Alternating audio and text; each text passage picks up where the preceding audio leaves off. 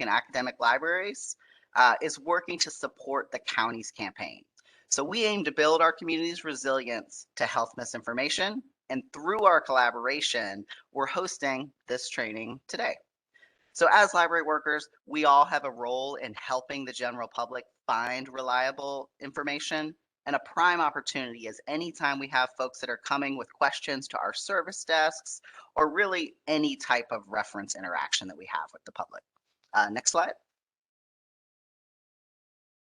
And we are honored to have NNLM providing this free class on health reference today.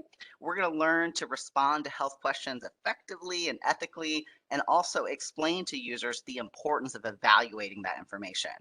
And then after the training, we're going to kick it to Missy. She's going to introduce some local resources and efforts right here in San Diego County that are going to help libraries build that resilience to health misinformation. And now, without further ado, I would like to welcome our instructors, Emily Hamstra and Carolyn Martin from NNLM. Thank you for meeting with us here in San Diego County, and please take it away. Hello, everyone, and thank you so much, Oscar and Missy, for the invitation and for that nice introduction, and for this opportunity for us to share what we know about health reference with you. Before we begin, I just wanted to go over a little bit about some of the features of Webex, which is the online platform we're using, as many of you may not be as familiar with this. First of all, I wanted to mention that Emily mentioned earlier, we have live captioning. Down on the right-hand side of your screen, there is a 3 little dots, and if you don't see the multimedia viewer already in your lower right corner, click on one of those dots, and you will have that option to bring up the multimedia viewer. You can pop out that multimedia viewer by looking at this little square here with the little arrow, and that will pop it out. If you decide you don't need the multimedia viewer, you can always click here on this little arrow here to minimize it. And as you also noticed, we have you muted as you came in. And for now, you can share your questions and comments in the chat box, and we will be monitoring that as well. And later on, we will hopefully have an opportunity for you to possibly raise your hand, and we can unmute you if you have any questions towards the end. Let's see. Oh, and you will also notice down at the bottom, there is the little option of, you'll see a raise your hand, and you can also choose some reactions if we have any, if you have any that you want to use during the presentation. We do have a couple of interactive activities, and we may be asking you questions or your comments, and you can put those also in the chat box. And that is a lot to take in, so if you forget any of it, please feel free to ask. And let's go ahead and we'll introduce ourselves next. And my name is Carolyn Martin, and I am the Outreach and Education Coordinator for NNLM Region 5. And I have been here for several years. And before that, I worked as a hospital librarian. And most of my patrons were physicians and other clinical staff, but my favorite patrons were patients and their families. And now I get to do the best of both worlds and focus on consumer health and health literacy. And good morning, everyone. I'm Emily Hamstra. I'm Outreach and Access Coordinator for the Network of the National Library of Medicine Region 5. In this role, I manage our membership for the region and also provide support for DocLine, which is our library loan round. And I do trainings like this one. And I've spent most of my career in academic libraries, but I've also worked a bit in a public library, and I worked for a library vendor as well before coming to the NNLM. And this photo here is of me and my dog Soda Pop, and I love presenting to library folks because they know where Soda Pop gets his name. So if you know instantly where Soda Pop gets his name, tell me in the chat. You get a gold star. Thank you, Emily. I'm going to go ahead and turn off my camera so you can focus on the slides, and then you won't be distracted by me looking around and other things. So let me go ahead and do that. So I thought I'd also tell you a little bit about our organization, the Network of the National Library of Medicine. Some of you may be familiar with the National Institutes of Health, NIH. It is the nation's research agency, and you may be most familiar with the National Cancer Institute. Now, the National Library of Medicine is the world's largest biomedical library and is one of the 27 institutes and centers at NIH. The Network of the National Library of Medicine is the outreach program of the National Library of Medicine and is comprised of 7 regional medical libraries and several offices and centers across the country. Emily and I are from Region 5, which is over here on the left, and we operate out of the University of Washington Health Sciences Library, and we serve Alaska, California, Hawaii, Nevada, Oregon, Washington, and the U.S. territories and freely associated states in the Pacific.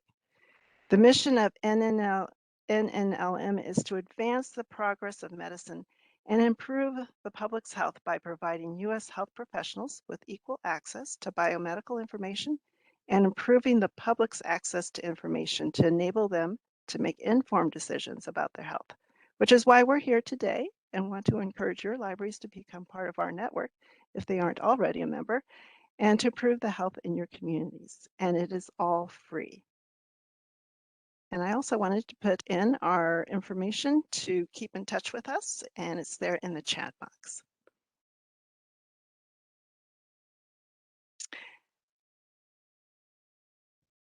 So these are our learning objectives. Basically, Emily and I will be sharing our knowledge to help you address health reference questions ethically, such as protecting patrons' privacy and confidentiality, and to be aware of our own biases and why identifying and using quality resources is important. And we hope you will find these tips helpful. Your library community may be asking a variety of health information questions. They may be concerned about a public health issue highlighted in the news or social media, or perhaps they are students doing research for a school project.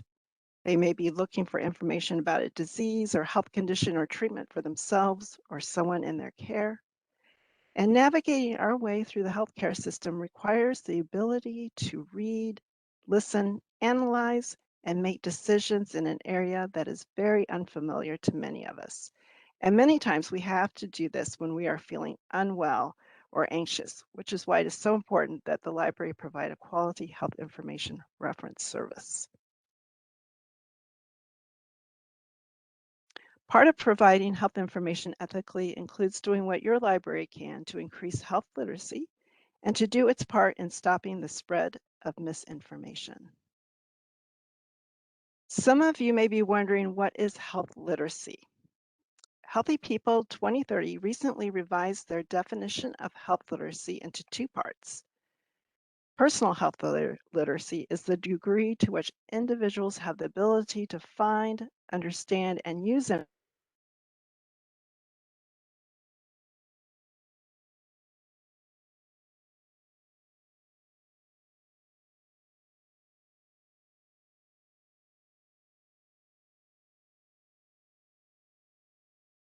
Hey, Carolyn, we lost your audio there.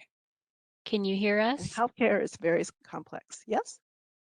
Can you hear us? You cut out during Oh, did I? the definition of personal health Oh, literacy. sorry. Let me go back and go over that again. So Thank you.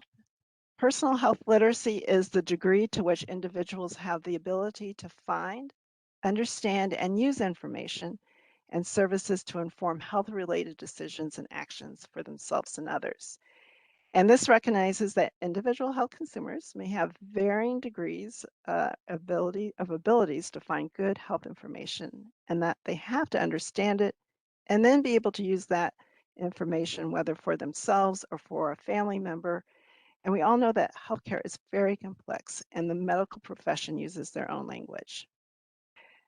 And then the second part of health literacy definition is organizational health literacy, which is the degree to which organizations equitably enable individuals to find, understand, and use information and services to inform health-related decisions and actions for themselves and others. And this means that organizations have a responsibility in helping to provide personal health literacy, which is what you are doing by coming to this session. And keep in mind that we all can experience low health literacy. When a doctor hears that their child has been in an accident, when a teacher receives a fatal diagnosis, when someone is in chronic pain, or when a parent has a screaming toddler in their arms, all will have reduced health literacy. Now, Medlineplus is a resource that we have from the National Library of Medicine, and Emily will talk a little bit more about that later. It does have a tutorial to learn more about evaluating health information, but we also know that internet connectivity can be an issue, so there is a downloadable checklist as well as a transcript, which you might want to consider printing out and just having available at the computer. So they have 4 parts to evaluating health information. One is to look at the provider. Who is in charge of the website? Why are they providing this information? Can you contact them? Another category is funding. Where does the money to support the site come from? Does the site have advertisements? Are they labeled? Another thing to check out is the quality. Does the site have advertisements? Again, do they have references? Is there information about the website? And last, think about privacy. Does the site ask for your personal information? Do they tell you how it is being used? And are you comfortable with how it will be used? Note that most resources probably won't meet all of this criteria, but the more they do, the better the resource. I also want to mention bias. When you look at a resource and see who is sponsoring the website or the information, say this drug company Pfizer is supporting this resource called Get Healthy, Stay Healthy, the information may not be wrong, but consider looking at other resources that are not sponsored by companies. And we all have our own biases. And as health information professionals, we need to check our own values and opinions and not let those interfere in providing good health reference. But know that people are drawn to information that is in line with their worldview. For example, I do not like to exercise, though I know it is important in keeping healthy. So seeing this headline here on the left in this screenshot that says, Surgeon General recommends exercising once every several months during flash of panic about health, I might say to myself that this is proof that I don't really need to exercise. It doesn't necessarily matter that it is an article from the satirical website, The Onion. It doesn't matter that deep down I know that this really isn't true. I just want so much to believe it. And when things are scary and confusing, it is easy to get misled. You and your patrons may find the trust it or trash it evaluation easier to remember since it has that catchy phrase and only has 3 questions. Who said it? When did they say it?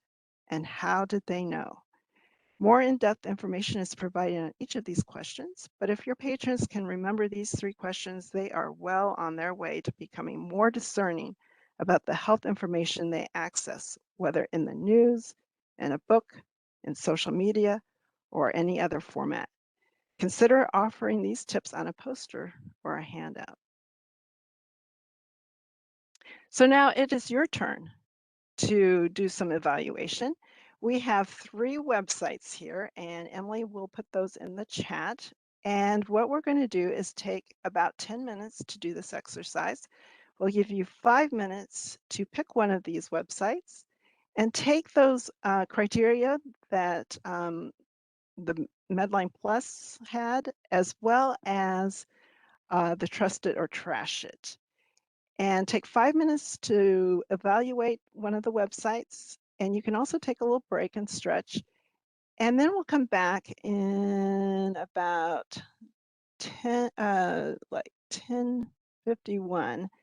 And it would be great if we had a volunteer who would want to pick one of these websites and evaluate it for us.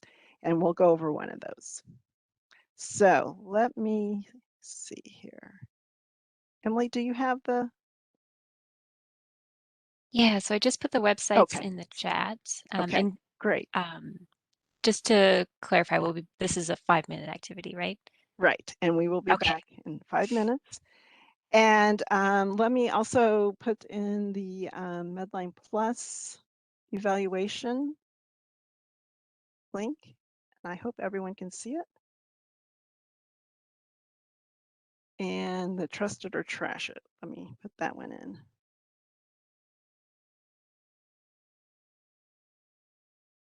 All right, I didn't have that ready.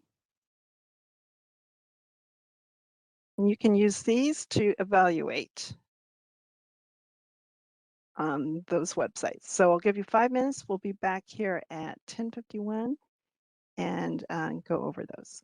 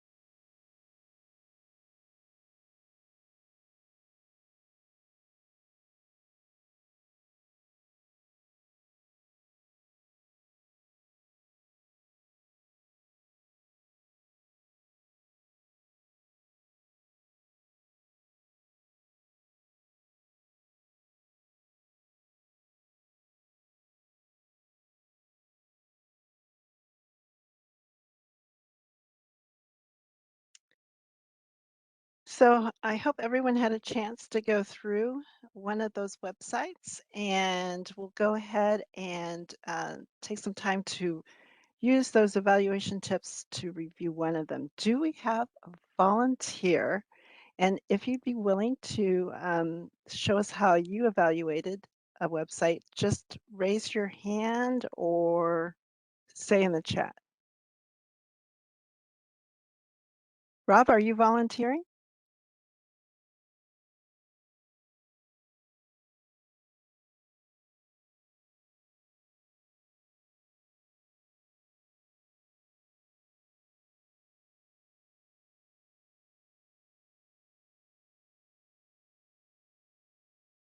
Do we? Oh, I'm hoping someone would volunteer. If not, we can go over it, choose one ourselves.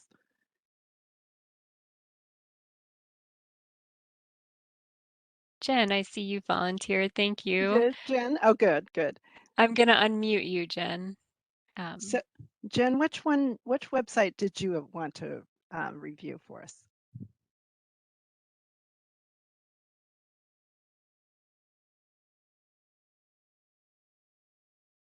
I'm sorry, I can't hear her.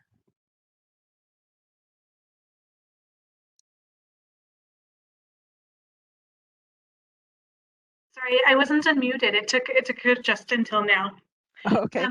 But yeah, I was looking at I can't remember what it was called. Everyday Health, I think. Yeah. And Okay. I didn't get through all of the things, but when I'm trying to evaluate a site, I always look at the contact us, or sorry, the about us, to find out more about their mission and what they're trying to do. And so when you talked about the who said it, it looks like, of course they're journalists, but they have a couple of doctors in their lead positions, plus a group of board certified doctors, health professionals, et cetera, to vet the info. And they have a whole editorial policy about how they, are looking at the accuracy of the info that they include on their site. Plus, they state explicitly that ads, while they do take ads, they can't determine, that they don't determine the editorial content at all. So you can't buy your way into having an article on the site. So that seemed pretty authoritative to me. So I would recommend the site. We personally don't say no ads whatsoever at our library, but we don't want it to be like ads all over the place. Those are really good points, Jen. Yeah, and like I said before, it's really hard to find websites that meet all the criteria in some of those evaluation resources that we mentioned, and I know there are others out there. But it's always good to know that they do state how they use their ads or what ads they accept. And I think people just need to take the time to read about the website and who is involved and how their mission and how they select the information that they include on their website. Mm-hmm. So yes, this website isn't one of the worst websites. It's not necessarily the best website, but it is an example of what I think there's a lot of out there. So even though it's not a bad website in and of itself, especially when you're looking at some of the criteria, evaluation criteria, you may want to also check to see what some of the other websites are saying about this topic. So when you're looking at, say, a particular health issue, you may want to see who is the author of that particular, and if do they provide some references that you can go check that information, and then see what maybe some more authoritative websites say about that same topic as well. It takes time, but sometimes it's worth investigating. So thank you, Jen. I really appreciate you volunteering. And this is just a great example of a website that I think there's just a lot that we come across in a search. And I just also wanted to comment about, someone mentioned the LASIK Home at Home website. And that one, as you probably noticed if you reviewed it, is a fake website. So it's just an example that anyone can make a website. There's no regulatory kind of review of information on websites. Something else to keep in mind is, we sometimes talk about .gov, .edu, .com, or .org. .org is not, there's no regulation of that. You can have information from an organization that isn't very good, as well as some that are. But also keep in mind, many educational institutions, government websites, medical associations like the American Academy of Pediatrics, which is with the healthychildren.org website that we have there, those are usually pretty good websites to use in your reference. So thank you again, everyone. We'll go ahead and go back to the slides again.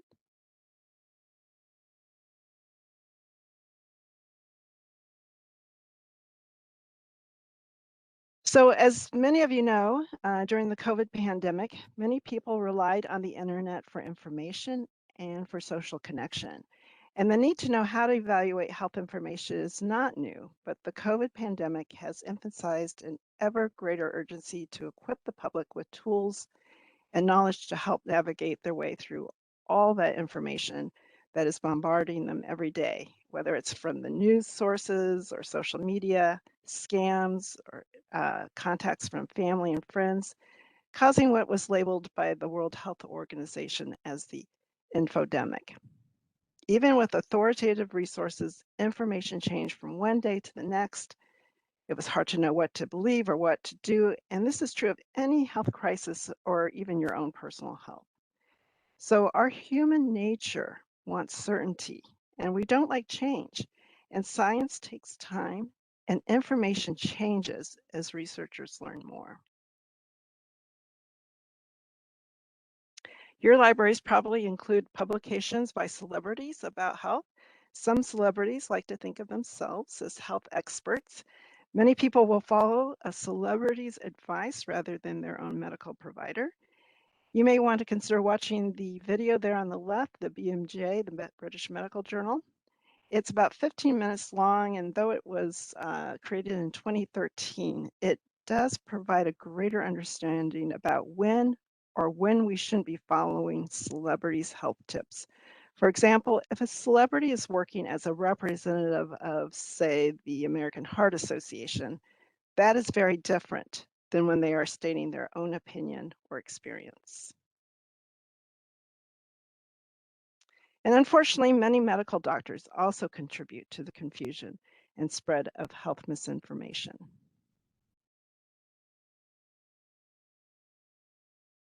And during this pandemic, health misinformation causes significant harm to families and communities. I've been reading several different stories about some of that kind of things that are happening. The Office of the Surgeon General has issued a call for research on health misinformation and released tools for the community. Health misinformation has become a crisis and it threatens public health. The U.S. Surgeon General recently published this about a year ago on a health advisory asking journalists, the tech industry, government, and other institutions, as well as the general public, to take responsibility and do what we can to slow the spread of health misinformation. And how can we do that? One way is to simply not continue the spread of misinformation. Your friends or family may share with you some news that don't quite meet the evaluation tips mentioned earlier. No need to pass that questionable information on to others. Another way is to engage and listen and ask questions. You could say something like, I've heard many people believe that. It's scary and confusing. I've been using this tool I heard about at a training called Trust It or Trash It, and I find it helps me know what information is more authoritative, and you might find it helpful too, or something similar. This toolkit here provided by the U.S. Surgeon General's office can help guide you and your library when working with patrons. There are examples of phrases to use, what not to say, tips to help everyone better understand the information they are finding, and you can even provide a program as a slide presentation is included. The American Library Association created this booklet for libraries to provide ways libraries can increase media literacy. It provides suggested scripts you can use in some sample scenarios. It defines terms, it talks about programming, and explains the architecture of the internet. Games and interactive tools are being created to help understand misinformation or educate about media literacy, such as the Go Viral game to help the player understand how COVID-19 information can go viral. The University of Washington's Center for an Informed Public is testing an escape room activity regarding misinformation that you may have heard about. There are a number of infographics that you can post on social media or in the library for your users, such as this one from the International Federation of Library Associations and Institutions. And some of your users may find these very helpful. And after our presentation, Oscar and Missy will also present about local resources on this topic. So now I'll go ahead and let Emily take over for the next section. Thanks, Carolyn. Just gonna get set up here. Okay, so this next session, part of the session covers some health reference best practices.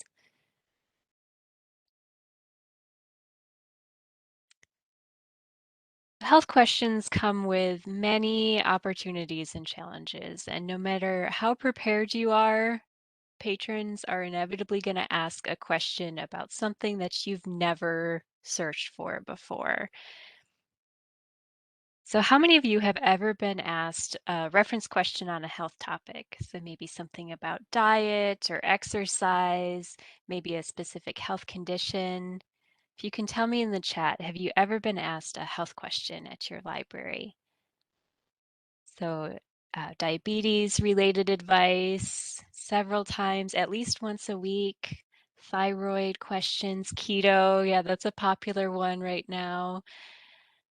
So many of you you're already very familiar with some of the challenges that come with doing health reference work. So for example, a patron might tell you something, very personal, or you might feel some strong emotions during the interaction. So if it's something that's a topic that's really personal to you, it can be, you might feel a strong emotion while you're talking with a patron. It's important to keep personal information confidential. Just stay neutral, listen closely, and remain compassionate. Keep the focus on the patron's question and the information that they need to learn more about the topic. It's very common to feel intimidated by a topic or a question related to health that the patron might be asking because we all worry about providing the wrong information. And Carolyn and I really hope that after this presentation, you're going to feel more confident about providing health reference. So I'm going to go over a few best practices for health reference, and many of these are drawn from the Reference and User Services Association's Health and Medical Reference Guidelines, which Carolyn has just put in the chat. So I recommend also checking those out as well. So Carolyn touched on this a little bit at the beginning, but keep in mind that health issues can be really stressful. So someone might feel very angry or sad or be really confused. And this can impact how they're looking for and asking for and processing information. So if someone's upset, their thinking might be really fixed and inflexible. They might be wishing for a quick answer or a simple solution for a really complex and multifaceted question. The information that the person is looking for can differ by their age, by their gender, their literacy level, perhaps their socioeconomic background, their culture, or their preferred language. And how you as library staff respond to the patron can really help them feel more comfortable in the moment and can allow them the space to return and ask for more information if they can't get all the information that they need out of just one interaction. And one simple step is to present your library as a welcoming and safe space.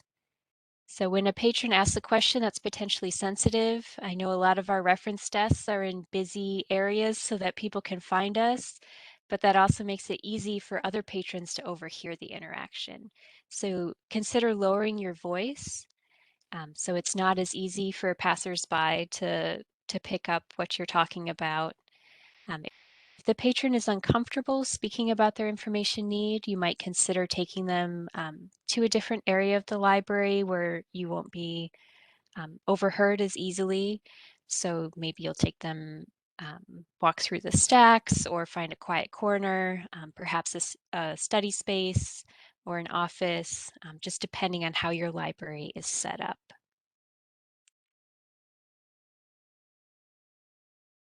So stay aware of your posture, your tone, and your facial expressions. Keep those neutral and just focus on listening to the patron. If the patron's asking a question that they feel embarrassed to ask, just keep your facial expressions neutral, listen closely, maybe make eye contact and kind of nod along as they're speaking. So just kind of read the room and follow what it is that they're saying, or encourage them to feel more comfortable.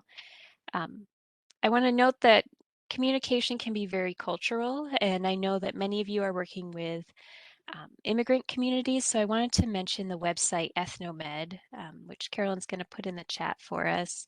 And this is an excellent resource for information about the social and cultural context of health and wellness for some immigrant communities in the United States. So this will provide you with information about how different cultures and communities view health, and what some common health practices are in those areas. This resource is maintained by Harborview Medical Center in Seattle, and so it does have some Seattle-specific information, but the bulk of the information here is transferable to other locations.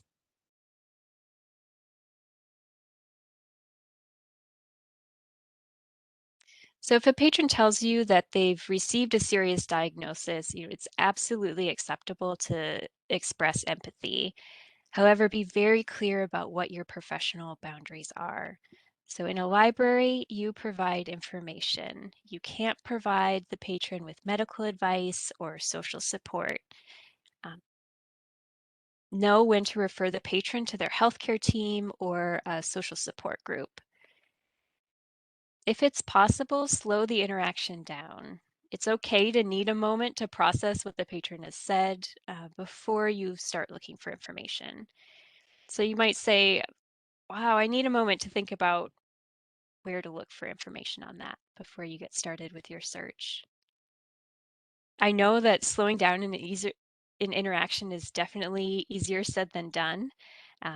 If the library is busy, you might consider taking the patron over to a computer, setting them up on a website and getting them started looking for information, and then circling back around and checking in with them to ask them about what they found and what further questions that they might have. So it's really important not to share your own anecdotes or stories to demonstrate to the patron that you understand. So you might think that that would help the patron feel more comfortable, but it would also has the potential for conveying the wrong meaning. So you don't want your own personal stories or anecdotes to be perceived as authoritative information. Respect that each situation is different, so focus on what it is that the patron needs, what their question is, and what type of information is best suited to respond to that question. So your role in the library is always to provide information, not advice.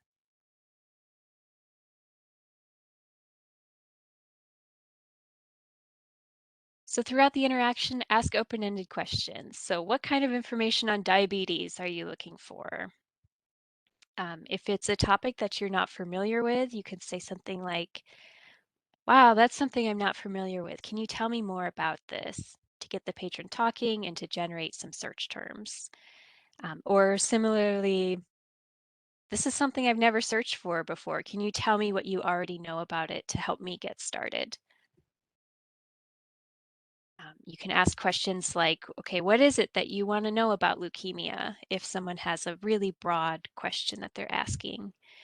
Or, okay, you're looking for information on stomach problems. Can you give me an example? And then also, what information have you looked for so far so I don't retrace steps that you've already taken?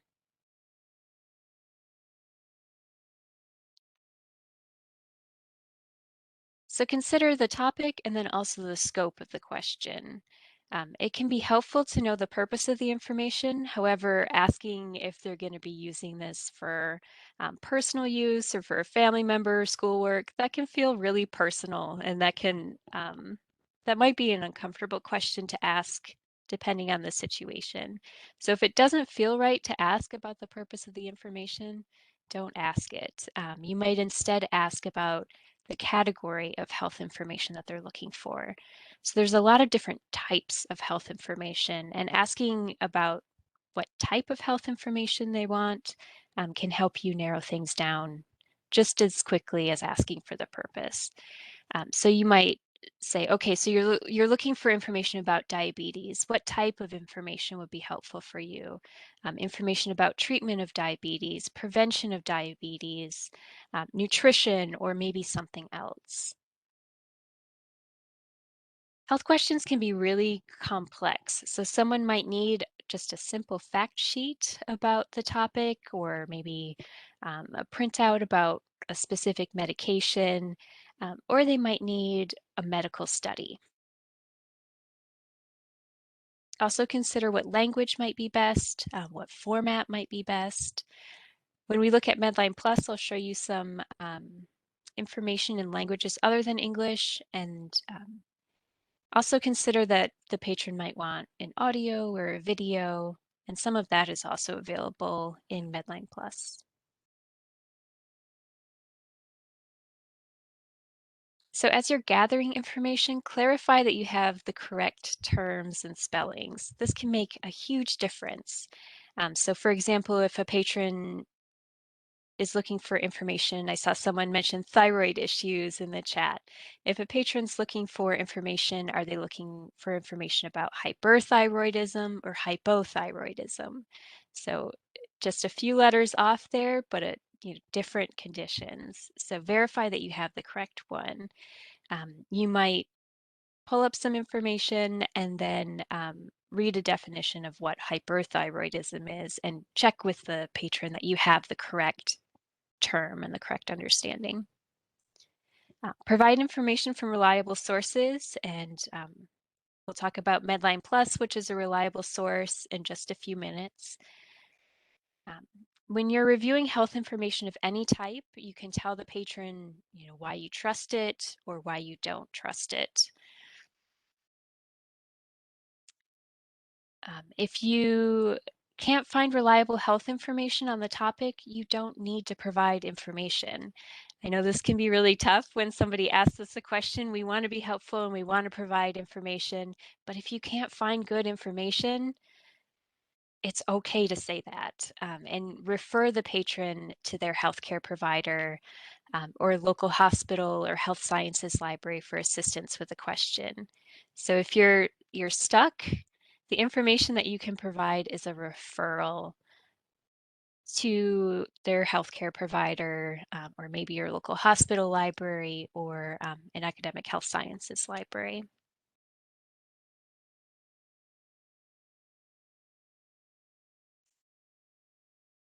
So it's really common, and I'm sure many of you have had this before, you can tell me in the chat, that patrons have heard that health information online can't be trusted, so they ask for a book.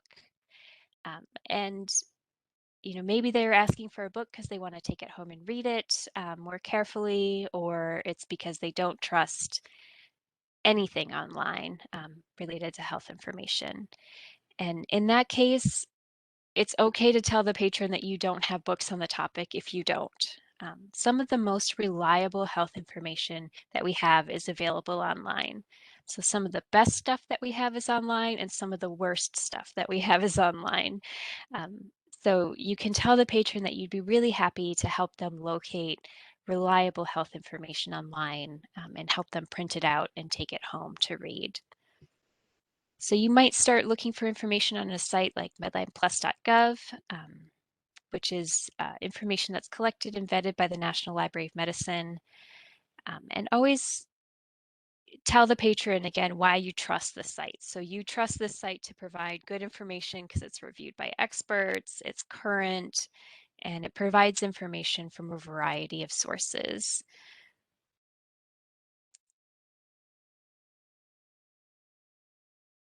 When you're delivering information to the patron, keep the focus on the patron's information need and your role, which is to provide information. So remember, you're an expert in providing information.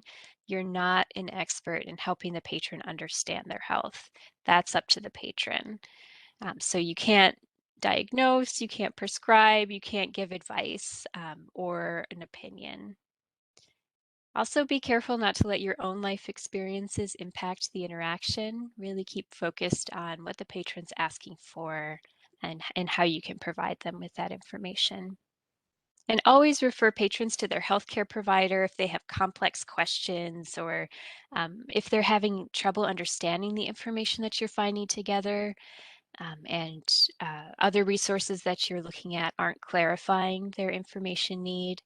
Um, have them ask those questions to their healthcare provider. So I found in my own work that many health questions come in over the phone, perhaps because that can be asked anonymously. And when you are talking to a patron or addressing a health information reference question over the phone, use the same practices as in person. You might read directly from the source. Be sure to tell the patron where the source is coming from and offer to mail or email the information to them to look at further. And same with virtual reference. This is a little bit easier because you can share a direct link with the patron instead of reading it to them. But again, use the same practices that you would as in person. So consider the patron's privacy and so on.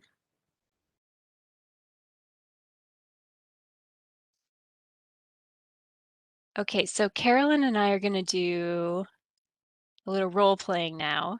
We're going to provide two scenarios of reference interviews, and as we're doing these, I want you to think about what we did correctly and what we could have done differently. So in these scenarios, Carolyn is the librarian and I'm the patron. So Carolyn, you ready? Yes, and keep in mind, we did not have acting. Yeah, yeah, we're not actors here. We're librarians. So, yes, let's go ahead and get started on the first one. Okay. So we're in a library, and I'm the librarian at the reference desk, and of course, there is a line of people. And the first person that I am greeting is Emily. So I'll say something like, "Hello, how may I help you?" Well, my sister's just been diagnosed with breast cancer, and she's been told that she needs to have a mastectomy, but I don't think that's usually the first line of treatment. So I want to find out what her other options are. "Oh, I am so sorry. What a terrible thing to happen. Is your sister older?" Uh, yeah, I guess she's older than me, but she's not old. Not real Well, old. it seems once you're older, your chances just aren't so good. You know, if the doctor said she needs to have a mastectomy, most likely that is what she should have done. The doctor knows best. A friend of my mother's decided not to have one, and she ended up dying a lot sooner. So, So what did we do correctly? What could have been done differently? I see Rob says there's a personal bias alert. Yes. Yeah, personal story too. asking the age, yep, nothing correctly. Offering apology. Medical advice unauthorized, yep. Opinions, definitely. Well, Oh, yep. Jeremy found the silver lining here. There was something correct. Uh, Carolyn greeted me with, "How may I help you?"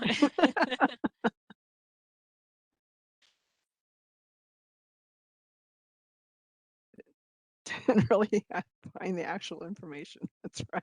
Yeah, definitely. Acted like the authority, didn't I? My experience will be your experience. So, All right, should we move on to Too the much second one, empathy. Carolyn? Yes. Too Yes, much go ahead. empathy. Yeah. But well, let's talk about what they could have done differently. Yeah. What should the librarian have done, or the library staff? Oh, I'm so sorry. It was a good beginning, but too personal. What could have made this a better interaction?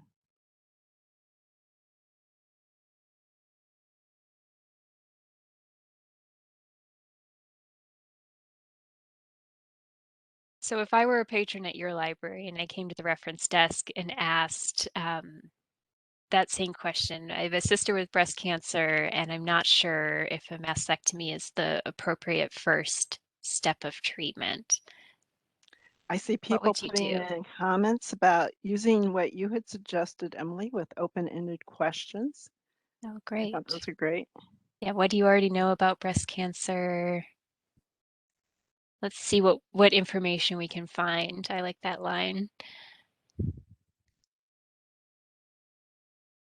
All good comments and suggestions. Mm-hmm.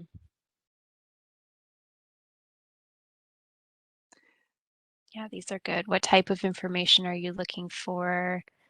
Mhm. Evidence-based clinical guidelines, that would be excellent. You want good authoritative information. Yes. Yeah. You look at Medline, PubMed, or up to date.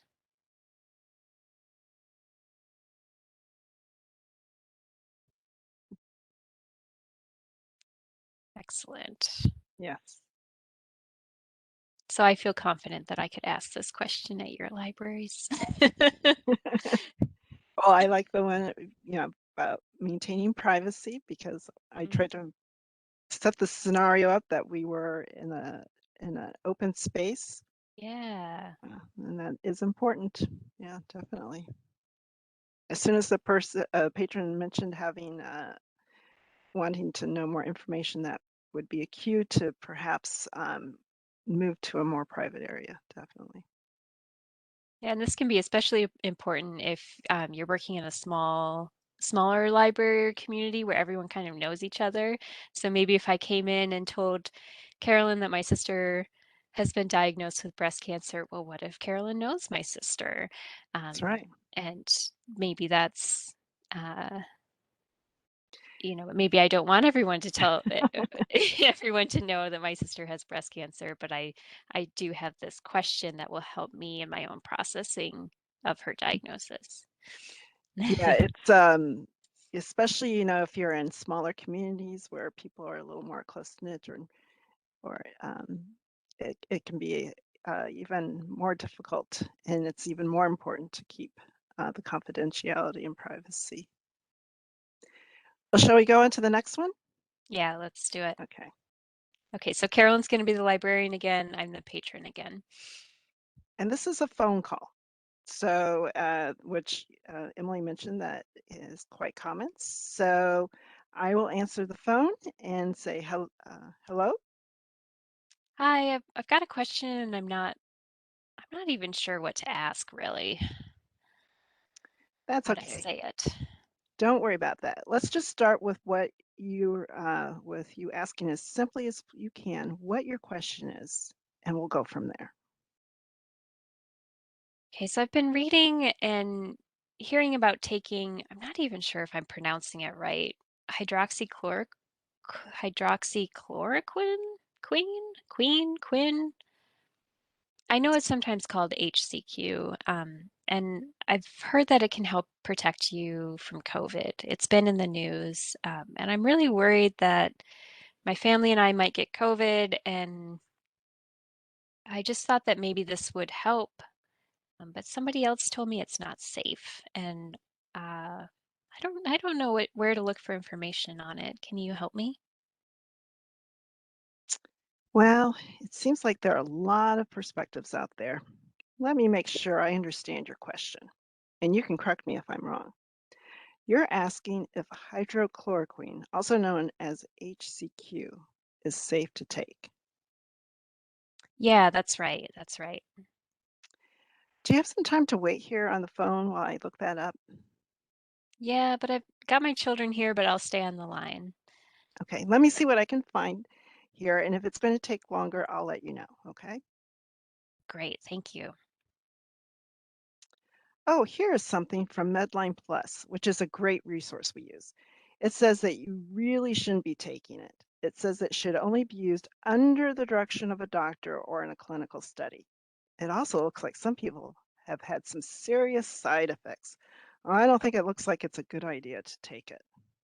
Oh, wow. I'm so glad I called. Sounds like this is not a good idea to take it. Thank you. Yeah, I'm glad I can help. This is pretty serious stuff, so be careful. Is there anything else I can help you with? No, So, thank you. Bye-bye. what did the staff do correctly with this question, with this particular scenario? Yep, repeating the question to verify the terms. That's good.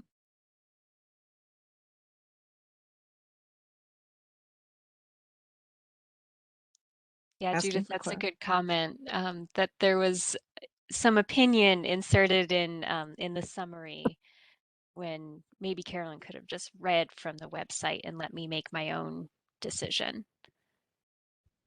Yes, it's very important just to read the information as it is printed and not to ad lib or put your own spin on it.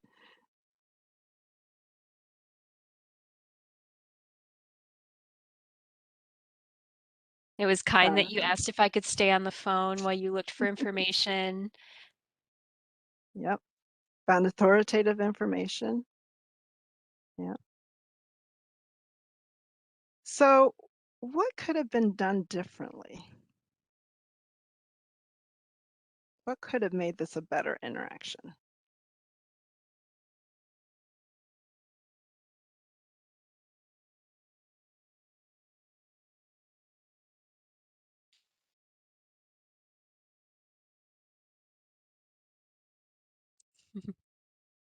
Yeah, you could have given me the website, explained, Jeremy commented that you could explain what Medlineplus is and not just said, this is a great resource that we like to use, but why do you trust Medlineplus? That's a good point. Very good.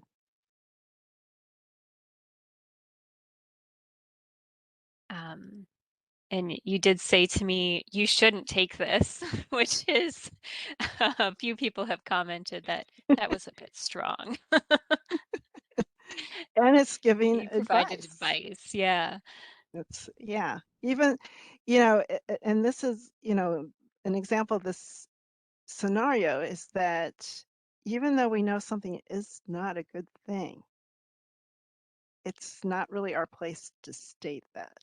We just read the information from an authoritative resource, and then, maybe mention that they should contact their doctor for any more questions regarding that specifically. And Providing the option to print. Sorry. that can be really tricky, Yeah. especially if you. So I had a situation once where I was working in an academic library, and a large collection of that library's books have been scanned for Google Books, and someone called the library because they found a book through Google Books that was held at that library's collection, and it was a book on holistic health from the 70s that was out of print, and it was this small publisher, so it's like this very obscure book, and they had been diagnosed with brain cancer, and they wanted um, some information that was from that book to help with their treatment. And you know, they wanted this book. And so I explained to them that this book was old. It was from the 70s. It was from an obscure publisher that's no longer around, to try to help them evaluate the source. But ultimately, that book was what they wanted. So I helped them get it through interlibrary loan, but also gave them the disclaimer that they need to bring that information back to their healthcare team. It wasn't easy to provide that information because it's obscure and old and there's probably something better. But they didn't want to look for more current information. That book was what they wanted. So I helped them get it through interlibrary loan, but again said, you need to talk to your healthcare team for more information. So it can be really tricky. Yeah, patrons can be very insistent, and Yeah. you don't want to make them angry or upset. So Yeah. sometimes when I've had that in the past, I've also included more current information and just said, oh, and I'm just going to offer you this as well because this is some additional information that's a little more current. And you may also want to take this to your doctor to when you review the information together. Oh, that's a So, great solution, Carol.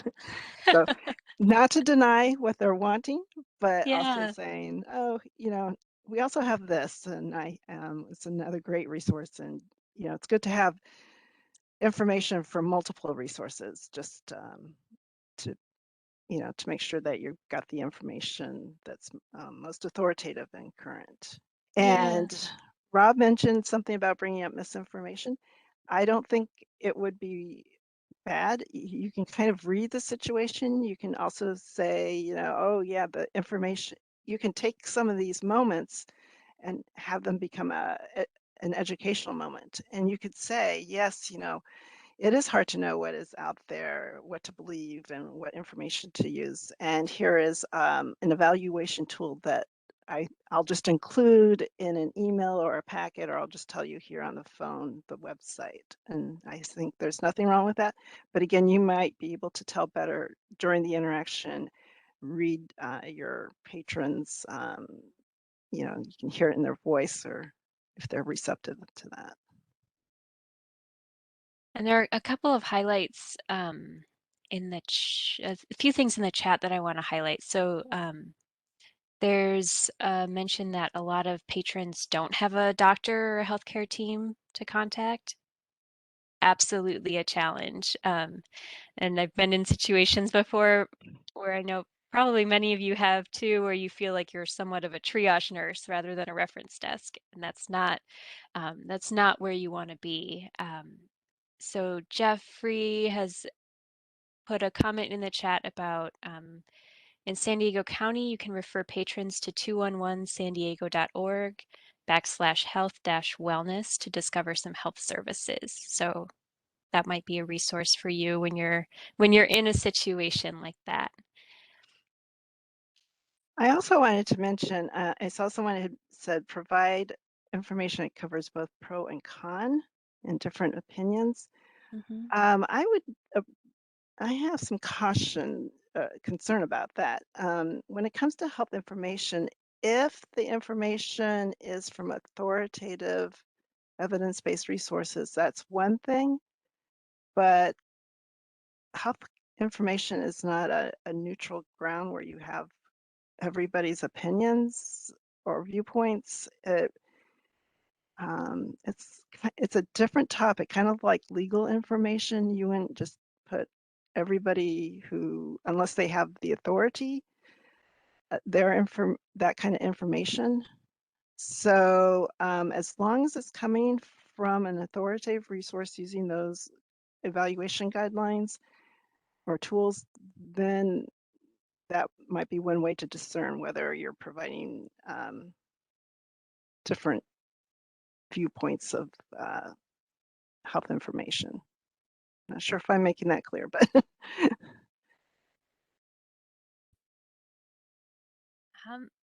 So I see a good segue in the chat. Wondering recommendations on navigating situations where a patron might be opposed to listening to or trusting maybe the CDC, for example, due to their own personal bias, and then also looking for recent health information. So I think we should jump over to Medline yeah. Plus now.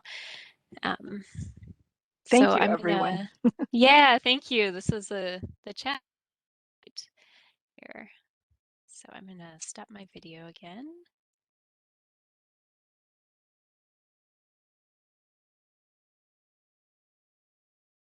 Okay, so Medlineplus is medlineplus.gov is a website that's provided by the National Library of Medicine. It's free to use, and it includes information on health topics. It has a medical encyclopedia, um, a really rich collection of drug information, information about medical tests, genetics, and I'm gonna share Medlineplus with you now. And you can feel free to follow along in your own browser. So if you want to open medlineplus.gov, go ahead and do that while I'm talking. You can kind of browse around on your own. So on the left side, there are different sections of, again, the main content of Medlineplus. So health topics, drugs and supplements, genetics, medical tests. So this is something that you can guide a patron to if they've had maybe blood work done and they're wondering what the numbers on their results mean. That information is here in medical tests. There's a medical encyclopedia, and so this can be really useful for just verifying spellings and verifying that you have the correct term and definition. And then also a section of healthy recipes. So I'm going to take a look at health topics first. And I found that health topics can be, this section can be really nice if you're working with a patron who is adamant that they want a book on a topic, because this is organized somewhat like an index or a table of contents. So it has a little bit more structure than your general website. And you can search Medlineplus and just find whatever is available on a particular topic, but I think browsing by the health topics is nice. So I'm going to just take a look at diabetes. And then these are all of the health topics pages that address diabetes. So I'm just going to look at the main page here.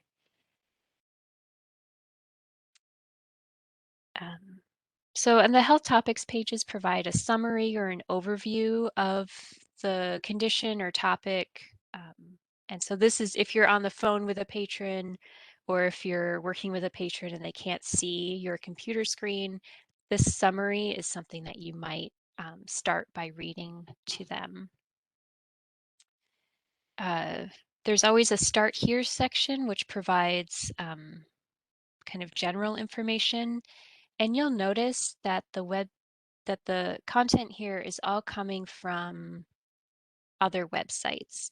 So the National Library of Medicine collects information from a variety of different sources and compiles them into these health topics pages. So if you're working with someone who doesn't maybe trust a government resource, Medlineplus is a government resource, but there is content here that's provided by other organizations. So maybe we could look at the American Academy of Family Physicians, which is not a government resource, but is a reliable website. And this particular health topic page, there's information about diagnostics and tests, prevention and risk factors, tips for living with the condition, genetics, videos and tutorials. So if you are working with a patron who would benefit from seeing and hearing the information rather than reading it, there's often videos associated with these health topics pages. Clinical trials, if that's something that they're interested in. And then the journal articles section links to PubMed for research articles on that topic.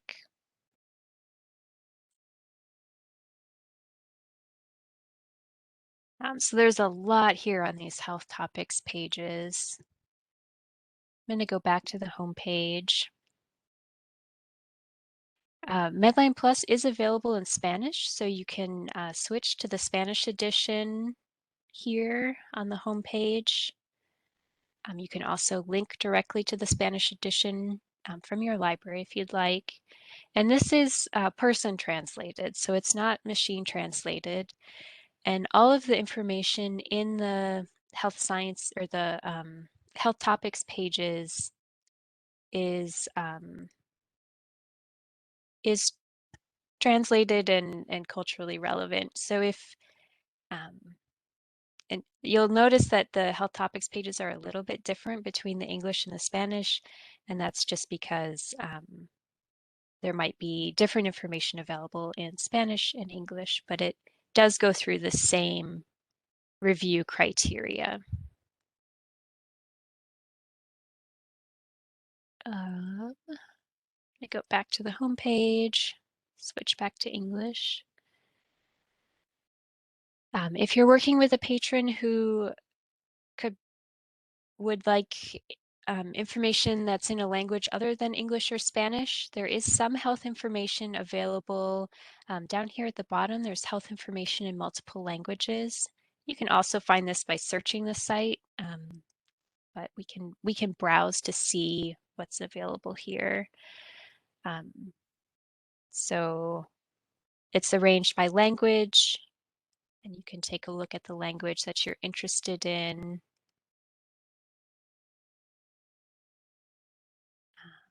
And then this site, we could move to the Chinese translation there.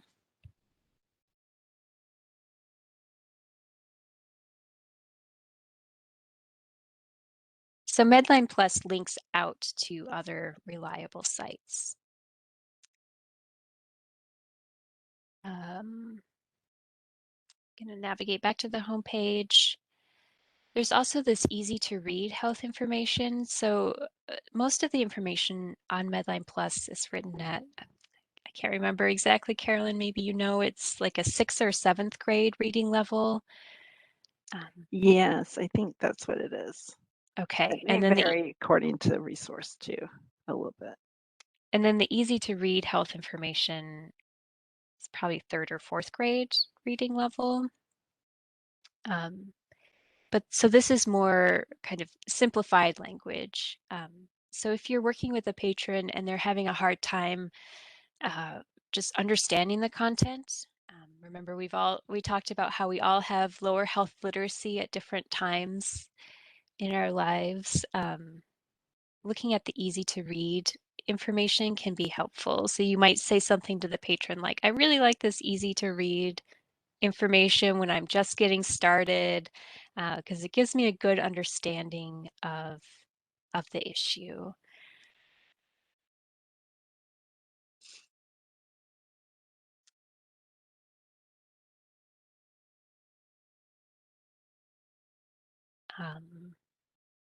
So that's kind of a quick overview of Medline Plus. The last thing that I want to show you is the guidelines that Medline Plus uses to evaluate content. And so this is in About Medline Plus, and then Using Medline Plus,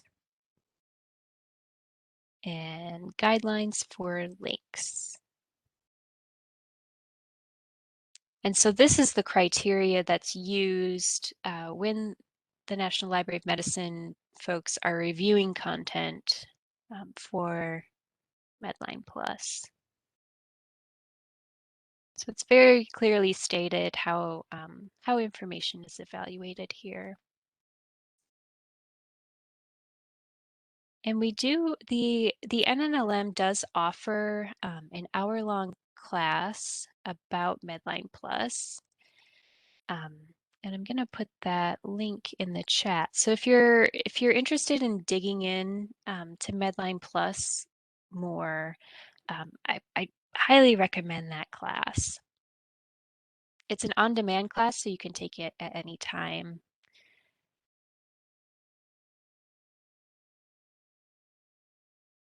Are there any questions about Medline Plus before I move out of here? Have any of you used Medline Plus before? I'm wondering if this is new to some of you or if some of you have used it before. Yeah, some of you have used it.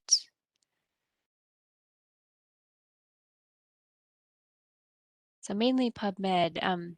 Yeah, so some of you might have used PubMed in the past too. That's another resource that's provided by the National Library of Medicine. And PubMed is where you would go to look for like more research study, kind of academic articles. So Medlineplus will link out to PubMed on those health topics pages, but most of what you're finding on the health topics pages is going to be links to kind of consumer health type of information. Oh, Shana shared a good tip in the chat that when they create health-related book displays, they print out resources from Medlineplus Handouts. That's great. A lot of the NIH institutes also provide downloadable handouts that are great to provide at your library.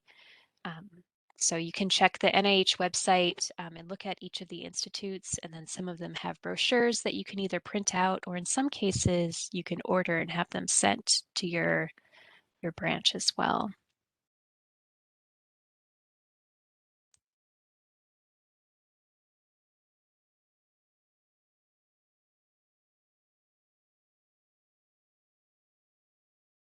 Okay, so I mentioned that. Oh, Carolyn, it's back to you.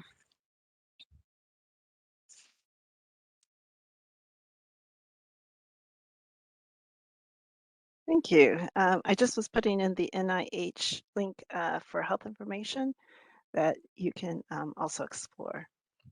But like Emily said, you also might want to check each of the different institutes as well. And Emily mentioned the on-demand Medlineplus class that we have. We also have lots of classes that are available. Sometimes they are online webinar format where we might have guest speakers or just the class itself.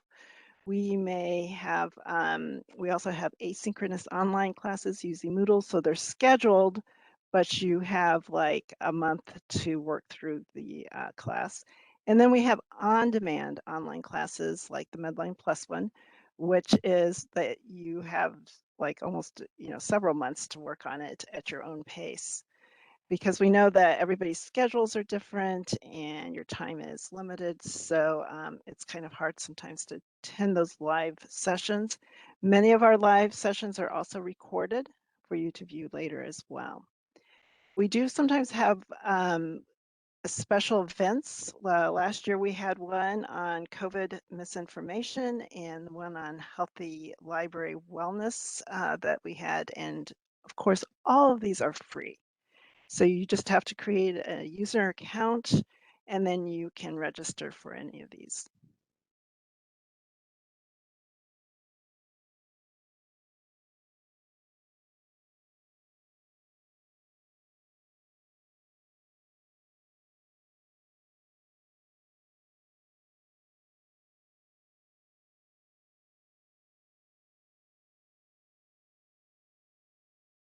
Carolyn, I think your sound cut out again. Oops, sorry about that. So when you switch to the consumer health information specialization slide, that's Okay. when you cut out. Sorry about that. My internet must be a little bit unstable, but yes, the with Medical Library Association, we do have a relationship with them where we provide a lot of the free classes, and they offer these specializations, one of which is Consumer Health Information Specialization, also known as CHIS. And many of our classes are eligible towards this. Right now, we are providing by paying for the fee that is required to get when you go to apply for the specialization. And you can take many of our classes and obtain this. And it's good for 3 years. And it just helps make you feel a little more confident and knowledgeable about the topics. And speaking of classes, we are creating one that makes it a little bit easier because with CHIS, there are these core competencies. And for level 1, there are 5 core competencies, and we decided to create on-demand classes for each of those competencies. And we are looking for testers, beta testers, to take these classes and give us some feedback. We will provide you with a CE for each core class completed. We're hoping to do this here in the first week or 2 of May. If you're interested, please feel free to contact me and we will connect you with that.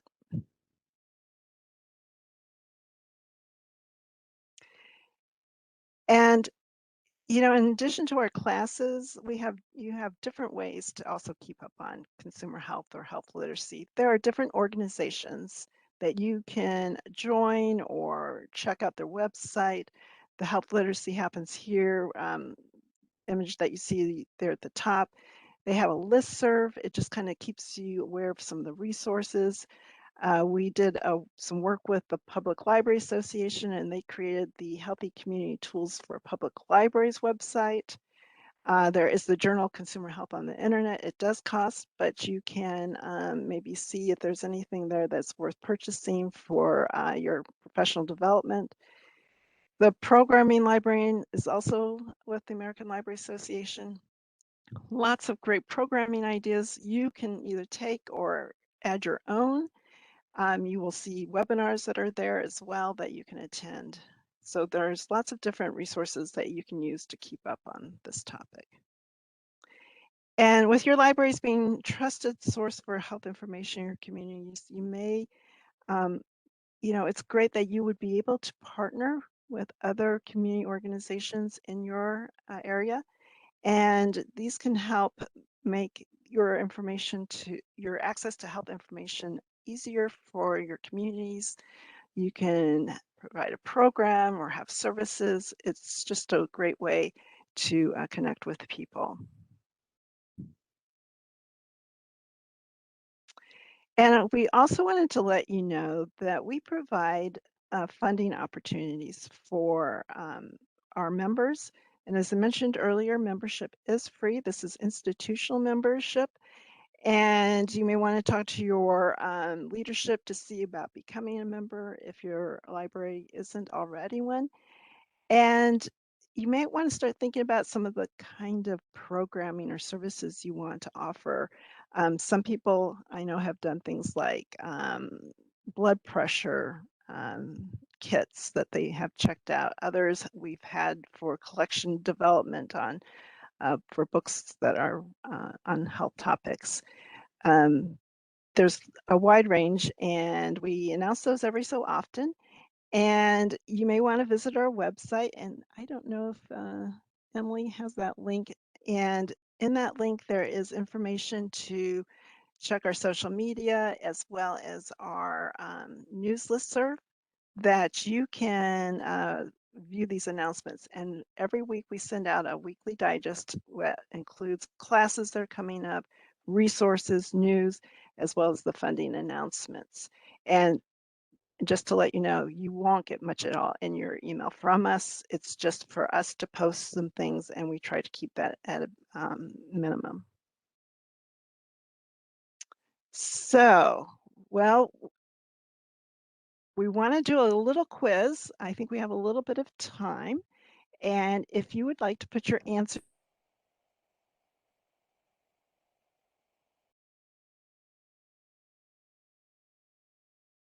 Oh, Carolyn, you cut out again.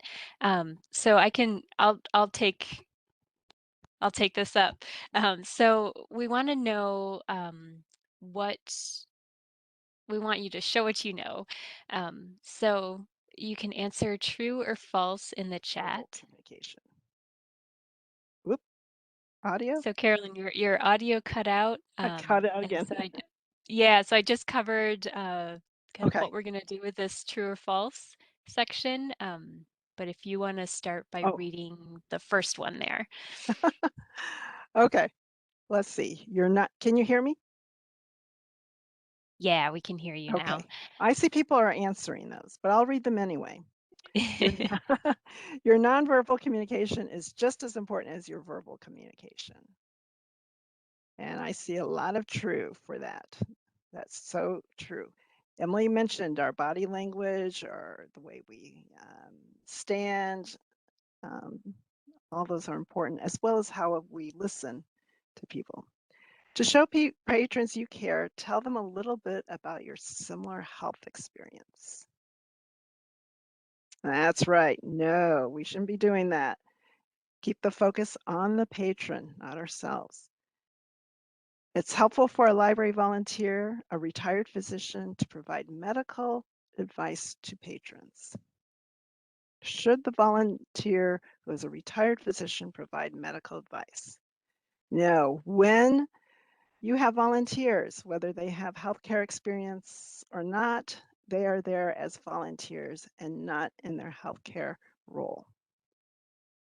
Set aside your own personal beliefs and values when it comes to providing health information. That's so true. You may have a patron that comes in and wants information about birth control, and they may be a teen and you may feel otherwise, but you are there to provide quality information and answer the patron's question. Let's try a couple. We have one more slide. The library should consider creating a list of recommended local doctors to have on hand for patrons. That's correct. We should not be doing that. You can have a resource that has a list of doctors or other healthcare providers, but you should not be creating your own list. Provide a quiet corner or space for more private health reference. Yes. In our little role playing, it was important when someone comes to the desk and they're starting to talk about a health issue that you lead them to a more private area. Always make sure the patron has the correct name and spelling of the health condition and treatment before directing them to the information. That is so true, yes, because there can be quite a difference between medications. Many times they can be very similar. There have been many, and they can be very different. Let the patron know they should contact their doctor to explain how the health information you provided applies to their situation. Yes, that's correct. You can't interpret the information for them, but the doctor can talk to them about the information. So when I worked in a hospital library and we had patients and their families come in, I would always tell them when I handed them the information that I printed off for them to say, if you have a question about the resource where I got this information, feel free to contact me. But if you have a question about the content of the information, then you need to talk to your doctor. So just make sure that they understand what your role is.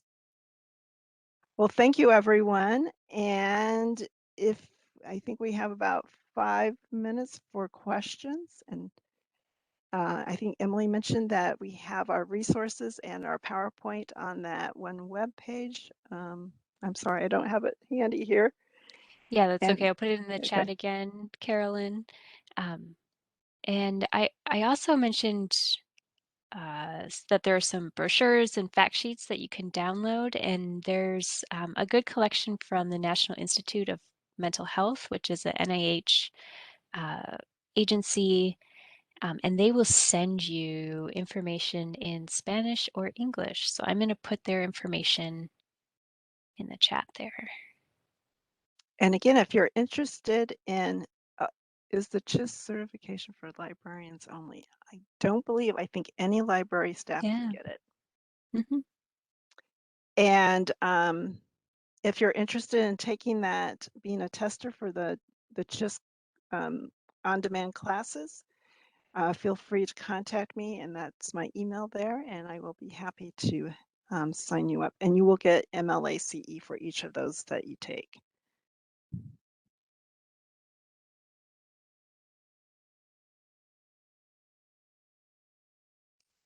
Oh, And I am sorry. No, we unfortunately do not have, a lot of our classes have Medical Library Association CE credit with it, but we do have a class of valuation. And Emily, do you have that as well? Yeah, I have that Sorry. handy. Okay. Thank you for that reminder. Yes. And when you take that evaluation at the end, it will ask if you want MLACE. Unfortunately, we weren't able to offer that. So you can just say no, and you would still get, we still appreciate your feedback regarding this presentation. And we use that to help improve things, as well as to take in consideration things that we maybe should have covered as well. And we do have a version of this class that's a 4-hour version, so it's a little bit more in depth than what Carolyn and I covered. But for that version, you can get MLACE if you're interested in that, and so you would get, I think it's 4 credits for that class, and I can put that information. Yeah. In I think the there's a chat session too. coming up soon. Yeah.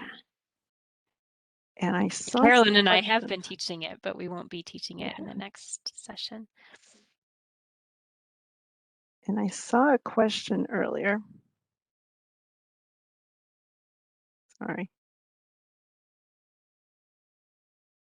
How do you address it when a patron asks you about a medical cure-all that has come from what you know is a conspiracy theory?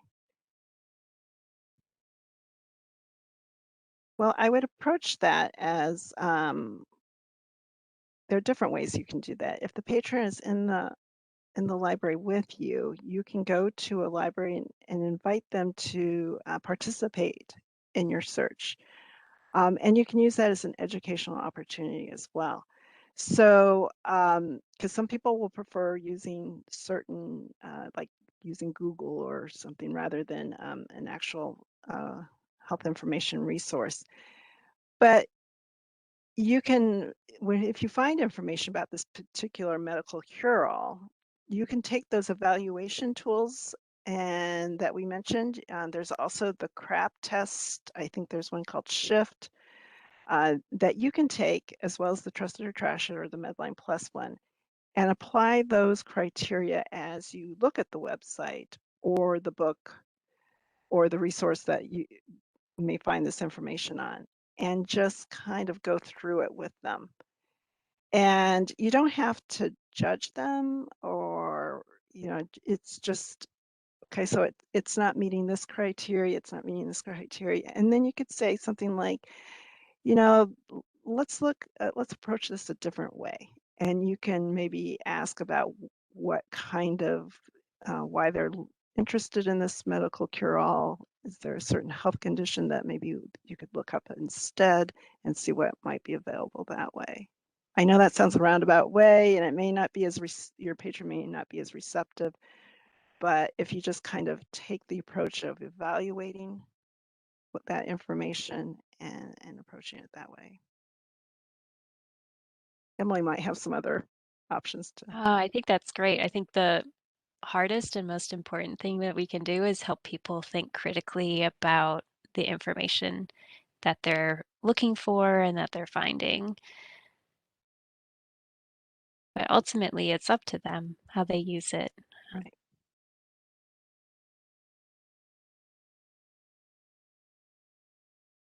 Can you say that there's no authoritative information because it doesn't exist?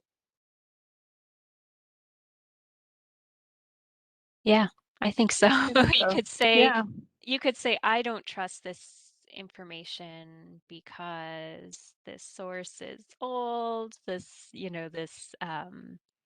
maybe this information is coming from an individual whose credentials we don't know how qualified they are to speak on this topic.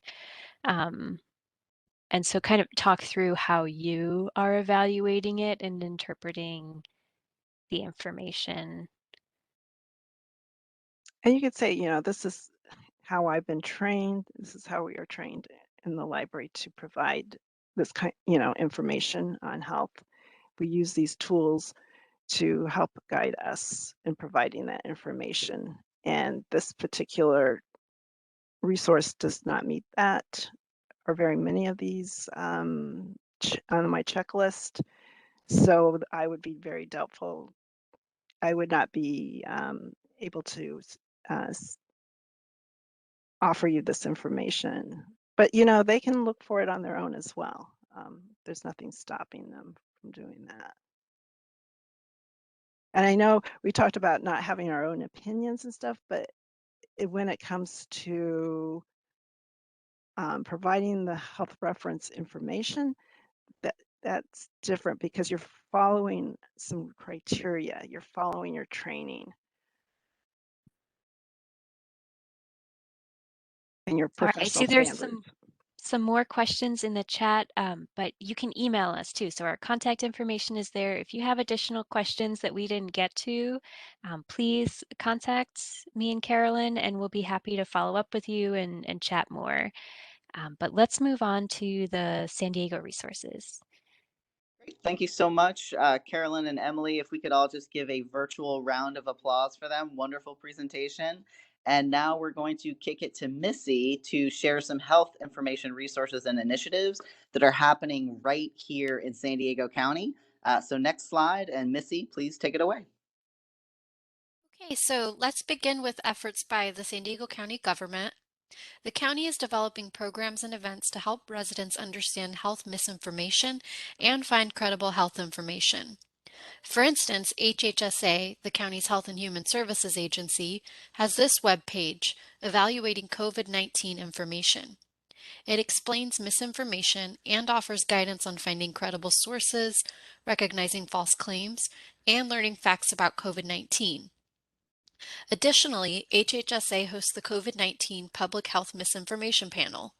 In these recorded sessions, local medical experts review and comment on some of the misleading claims circulating in our community. The public can join in and ask their health questions. We know that the county is developing more services and programs for health information, so stay tuned to the county website for the launch of new initiatives. Next slide, please. Okay, I want to introduce some efforts by San Diego Circuit. This is our consortium of public and academic libraries here in San Diego County. Next slide. We developed a guide to help the general public and library workers find reliable health information. It directs you to free online health information sources. Our guide recommends materials written at a layperson level. A circuit librarian has evaluated these resources for inclusion, and you can get credible sources without a library card and don't need to visit a library in person. Next slide. So we included a page titled, Can I Trust This Information? It defines health misinformation and explains how to evaluate health information for credibility. It also offers tips for managing misinformation. Next slide. To help users find licensed materials or print sources or get in touch with the library, we have the Visit Your Library section. This page helps users connect with their local public library, virtually or in person, to find general health information here in San Diego County region. It also explains how to visit an academic library to find health research literature. Next slide. Next is a section on support sources for library workers. We direct you to local organizations in San Diego County where you can refer users for health support and services. You can also find guidelines for health reference, plus training and learning opportunities for health information services. Next slide. Lastly, we share an overview of the health information work at the circuit libraries. You can learn about our strategies and future initiatives for mitigating health misinformation. Down the road, we want to partner with more library workers, information professionals, and health workers in our region. We hope to grow a network of partners to support health information literacy across San Diego County. Feel free to link to this page or adopt the content for your community or users. And stay tuned to this guide for new efforts we will launch to mitigate health misinformation. Thank you. Next slide. Now to Oscar. All right, and to close us out, we just want to share some of the small steps circuit libraries are taking to address health misinformation, and you may want to try some of them at your library as well. So first off, we try to incorporate health element into any existing library training or programs. So we're not reinventing the wheel; we're just incorporating that. Secondly, we will share the Find Reliable Health Information Guide with users and link it from our website. And thirdly, we are contacting community groups and health workers to explore collaboration opportunities. And lastly, we're learning, we're exploring what can libraries do about health misinformation. We want to highlight the resources that can help you. So for example, the Office of the Surgeon General has developed a community toolkit for addressing health misinformation, and it provides guidance and resources for specific organizations, including libraries. And additionally, our library guide points you to free training and learning opportunities like the Consumer Health Information Training Series from our very own NNLM. Thank you very much. And in conclusion, libraries, we have a role in mitigating health misinformation and building our community's resilience right here in San Diego. So we're helping users with their health questions. We're directing them to reliable health information sources. These are our prime opportunities to connect with our patrons. So, in conclusion, I hope this session was helpful. We thank you for attending, and our contact info is on there as well. So, feel free to reach out. Thank you again to everyone that attended.